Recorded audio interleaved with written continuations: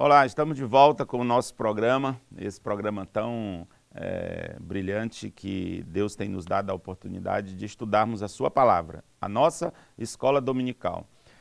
Nós estamos na segunda etapa da vida de José, agora no Egito. E essa parte dele no Egito divide-se em duas fases. A primeira é José na casa de Potifar, depois José passa por um processo a partir da casa de Potifar, até que Deus o colocasse onde, na verdade, era o propósito de Deus. Uma coisa curiosa é isso. Na casa de Potifar, José é comprado pelo oficial de Faraó, aparentemente parecia que as coisas estavam melhorando. A gente percebe, todavia, que num certo momento a palavra de Deus diz que José é tentado naquela casa e ele não aceita ter um caso com a mulher do seu patrão. Aquilo tem um desdobramento muito complicado na vida de José, mas o que me chama a atenção é as razões por que José não vai para a cama com aquela mulher. As razões que ele dá para que ele não pecasse. Ele diz duas coisas importantes que servem para nós. José diz para aquela mulher: eu não posso pecar contra Deus.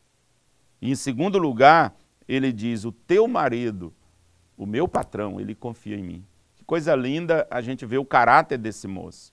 É evidente que a mulher não gosta disso e José é acusado de ele estar tentando violentá-la. Ele vai para a prisão. José era um escravo, alguém cuja vida estava nas mãos do seu senhor, e aí ele passa a viver um drama maior ainda. Se não bastasse a perseguição em casa, ter sido vendido, se fosse pouco ele estar longe de casa, longe do pai, ter perdido a sua nacionalidade, ele está escravizado num lugar sem nenhuma perspectiva aparente de retornar, uma pessoa sem identidade naquele lugar.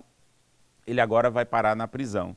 E esse moço tinha todas as razões para ser uma pessoa revoltada, uma pessoa sem paz com Deus, mas não é isso que acontece.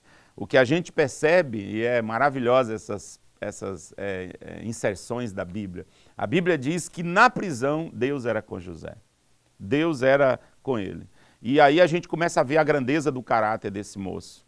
Eu gosto de uma frase de Martin Luther King Jr., esse homem, esse pastor batista americano, que foi um verdadeiro profeta, Martin Luther King, ele diz assim: a verdadeira medida de um homem não é como ele se comporta em momentos de conforto e conveniência, mas é como ele se mantém em tempos de controvérsias e desafios.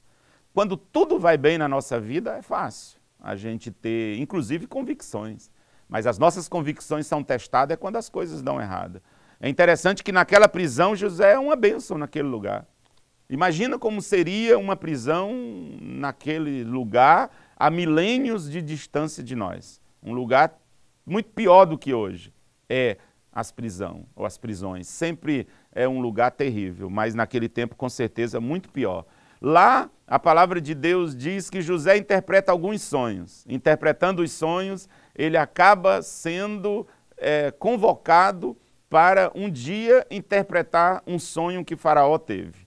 Ao fazer isso, Faraó descobre o tesouro que ele tinha na prisão, aquele moço, um moço tão preparado, tão capacitado.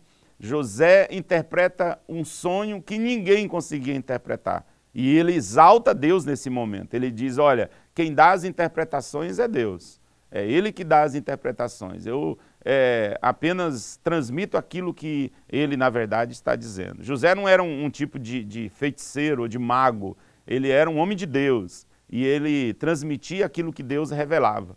E então ele é exaltado. Mas aí acontece uma coisa muito importante, eu convido, peço atenção do seu coração para isso. José tinha os seus irmãos para lidar. Ele passa agora a ser o segundo homem do Egito, com poder, inclusive, e autoridade quase que suprema. A Bíblia diz que acima dele só Faraó. Acontece que durante um período de cerca de 7 anos, que o próprio José já havia profetizado ao interpretar os sonhos, a palavra de Deus diz que essa seca também, essa fome, essa escassez atinge também a nação de Canaã. E os irmãos de José então vão até o Egito para comprar trigo. Nesse período haviam se passado 22 anos. 22 anos em que havia uma mentira dentro daquela casa, em que José havia sido traído e vendido e o pai pensando que ele estava morto. E agora, num dado momento, José tem diante dele, inclusive de joelhos dobrados, conforme os sonhos que ele tivera, os seus 10 irmãos, porque Benjamim ficou em casa. Benjamim agora era o filho caçula e o pai tinha muito cuidado com ele. E José tem que lidar com seus irmãos. José precisa perdoar os seus irmãos. Ele entende que ele não podia ser o que Deus chamou ele para ser se ele não liberasse perdão para os seus irmãos. Isso é muito importante, muito importante. Perdoar é um ato básico da vida de quem anda com Deus. Tem muitas pessoas cuja vida está travada exatamente porque ela não consegue liberar perdão. O perdão não resolve tudo, é verdade. O perdão não muda o passado, mas o perdão torna o nosso futuro uma terra frutífera. O perdão faz com que a nossa vida possa ser, nas mãos de Deus, aquilo que Ele deseja que ela seja. É interessante que a nossa entrada na vida cristã se dá pelo perdão. Primeiro, nós fomos perdoados para nos tornarmos cristãos. E aí, a palavra de Deus diz que isso deve se repetir em relação ao nosso próximo.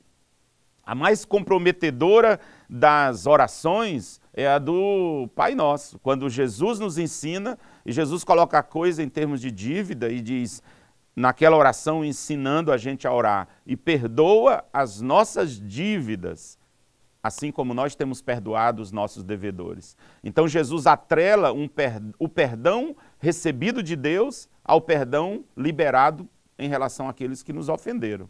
Portanto, não perdoar é tratar o outro como nós não fomos tratados por Deus. Não perdoar é a gente destruir a ponte que um dia a gente passou sobre ela. E José libera o perdão, é a única saída. E José entende isso, é brilhante, ele percebe, ele se vê invadido por muitos sentimentos. E claro, ele inclusive gostaria de se vingar, isso é um instinto primevo, né? É uma reação natural humana, mas aí ele não teria família. Mas aí ele não cumpriria os sonhos de Deus. E José percebe isso, invadido por um turbilhão de sentimentos, que a única saída digna é o perdão. Perdoar não é uma opção. Perdoar não é mais um dos caminhos, é o único caminho. Independente do que aconteceu, e olha que foi algo muito sério, muito sério. José perdoa os seus irmãos. Não há pré-requisitos para nós perdoarmos. Então é assim, entre não perdoar e viver sozinho, amargurado e ressentido, ainda que poderoso, José prefere a família. José prefere os relacionamentos e nos ensina a agir da mesma maneira, nos ensina a imitar esse coração de Deus. Não há vitória onde não existe perdão. Eu convido você para a gente aprender com esse personagem, José, esse homem que sofreu, que padeceu, mas que perdoou e foi muito usado por Deus para a salvação da sua própria família. Deus te abençoe, até a próxima. É muito bom estarmos juntos nesse programa Nossa Escola Dominical.